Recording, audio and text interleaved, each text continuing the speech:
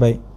Al-ilmu bi'alamati sa'ah ini menceritakan tentang fitnah yang akan berlaku, yang akan merosakkan al-Islam, yang akan merosakkan al-iman, dan yang akan merosakkan al-ihsan. Berarti pada rukun yang keempat, al-ilmu bi'alamati sa'ah itu menceritakan tentang fitnah yang akan berlaku. Supaya apa? Bukan supaya kita mengutuk orang yang terkena fitnah, tetapi supaya kita berhati-hati dengan fitnah tersebut, supaya kita jangan jatuh di dalam fitnah. Jadi dia akan menceritakan tentang kerosakan yang akan berlaku pada al-Islam, yang kita kata tadi ada Islam, iman, ihsan kan. Dia akan menceritakan tentang fitnah yang berlaku pada al-Islam, kemudian fitnah ataupun kerosakan yang berlaku pada al-iman, dan juga fitnah yang akan berlaku pada al-ihsan. Jadi oleh kerana itulah kita dapati daripada kitab-kitab kita ni banyak menceritakan tentang segala kerosakan yang berlaku. Jadi dia punya tempat permainan dia dekat kerosakan. Seperti mana yang dulu pernah saya sebutkan, iaitu sahabat Nabi pernah berkatakan, Sayyidina Hudzaifah bin al-Yaman, dia kata kullun nas yas'alu Rasulullah sallallahu alaihi wasallam min al-khair wa kuntu as'aluhu 'anil syarr mukhafatan yudrikani. Dia kata setiap manusia bertanya kepada Rasulullah tentang kebajikan, aku bertanya kepada Rasulullah tentang kejahatan, maksudnya tentang kerosakan. Mukhafatan yudrikani, kerana apa aku bertanya? Kerana aku takut kejahatan tu terkena kepada aku. Jadi fokus kita pada ilmu ini adalah melihat akan fitnah dan melihat akan kerosakan. Kerosakan yang paling besar sekali yang akan merosakkan kepada seluruhnya ialah Ad-Dajjal. Jadi sebelum kedatangan Dajjal, dia akan datang kerosakan demi kerosakan, dia akan datang kerosakan demi kerosakan, dan dia akan datang kerosakan tu pada setiap lapis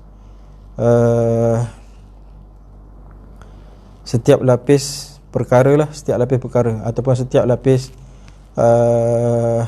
wazifah, iaitu tugas-tugas manusia di atas muka bumi ni. Jadi kalau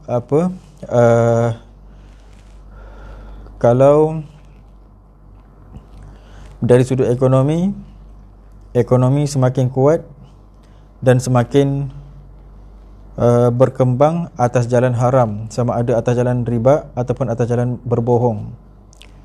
Kemudian kalau daripada sudut adab, orang-orang yang rosak akhlaknya adalah terlebih mulia daripada orang-orang, akan dimuliakan daripada orang-orang yang bersopan santun.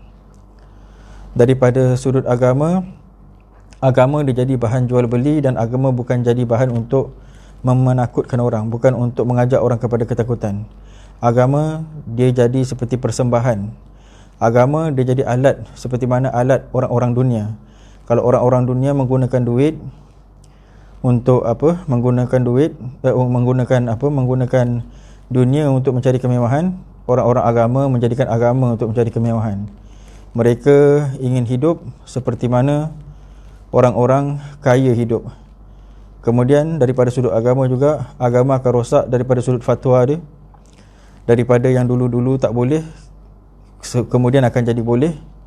Daripada zakat sepatutnya tak bagi pada orang kafir, nanti kita akan bagi pada orang kafir, bahkan sudah pun berlaku.